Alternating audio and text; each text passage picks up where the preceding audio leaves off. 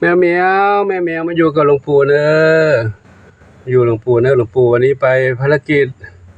งานชาปนกิจศพคนในหมู่บ้านเนาะที่ป่าช้านู่นน่ะที่สุสานป่าช้าก็ไปพบน้องเหมียว3เหมียวจริงๆมีมากกว่านี้นะปู่ช่วยไม่ได้เขาแตกตื่นกับผู้คนอยู่ที่ป่าช้านะที่ป่าช้าก็เลยช่วยมาได้3เหมียวมีแม่1ลูก2แม่1ลูก2อยู่นั่นเขาอดข้าวอดน้ำอยู่ในนั้นนะก็คงจะมีกินอยู่บ้างแหละเขากินอาหารจากธรรมชาติปู่เลยช่วยกันมาตอนนี้มาอยู่ในบ้านนี้แล้วเนาะบ้านนี้ดูหน้าดูตาหน่อยสิ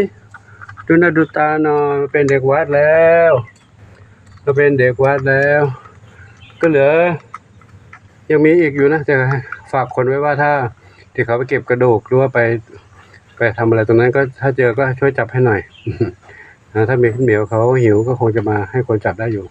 ชุดนี้ก็จับได้มันเนี่ยตัวสั่นดึกๆกลัวไม่ต้องกลัวลูกไม่ต้องกลัวนะ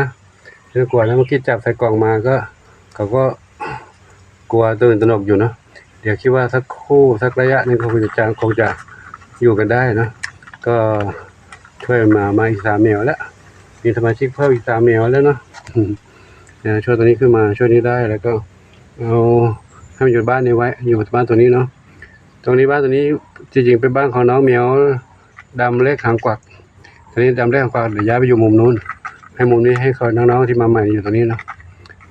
มาอยู่ตรงนี้ เขาก็เล่นดีนะเนี่ยเล่นดีแต่คิดว่าคงจะไม่ใช่คอกเดียวกันนะนั่นตัวเล็กกว่ากันตัวใหญ่กว่ากันตัวเล็กจิ๋วกับตัวกลางกับตัวใหญ่ ก็คิดว่าคนละคอกกันมาก่อนเนาะแต่มันอยู่บ้านอยู่ตรงนั้นที่ป่าหิ้วป่าช้าจะหนีไปไหนลูกเอาไปไหนลูกไปไม่ได้นะลูกไม่ไปนะลูกเนอะข้าอยู่นี่เนาะก็ขอให้น้องเหมียวอยู่ดีมีสุขฝาก FC ด้วยเนาะฝาก FC ด้วยฝากเนื้อฝากตัวกับ FC ด้วยเนาะไปเป็นเด็กวัดหลวงปู่แล้วหลวงปู่ให้เขาอยู่นี่ก่อนเนาะเดี๋ยวก็ขอยุติคลิปนี้ไว้เท่านี้ก่อนเดี๋ยวปิดบ้านให้เขาอยู่นี่ก่อนนะให้หันไว้นี่แหละนะครับดูอย่างนี้เลยลูกเด้อหลวงปู่ไปดูน้องๆนู้นกันนะน้องปุ้ยฝ้าย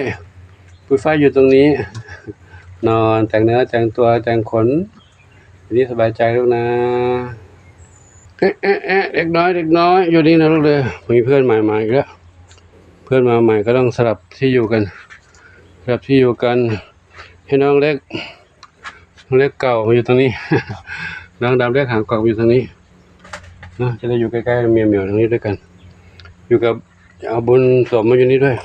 บุญสมเมื่อกี้ลองปล่อยออกไปแล้วไม่ได้เลยปล่อยไปแล้วไปกวนกับเจ้า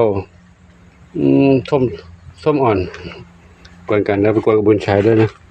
ไม่ได้บุญสมนี่ยังไม่ได้ทำมันเดี๋ยวรอก่อนเราทำมันก่อนเนาะ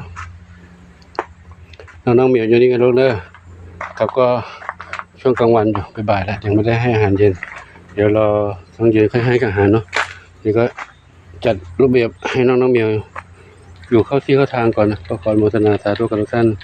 วันนี้ขอนำภาพบรรยากาศน้องใหม่ที่ช่วยเหลือกันมาใหม่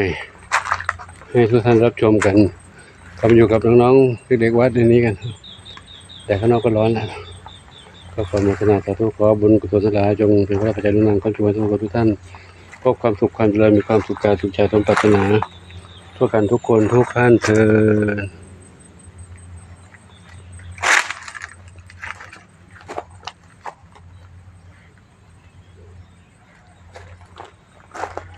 ครับขอยุติสภาพที่นี้นะพบกันใหม่คลิปต่อไปโชคดีมีสุขสาธุ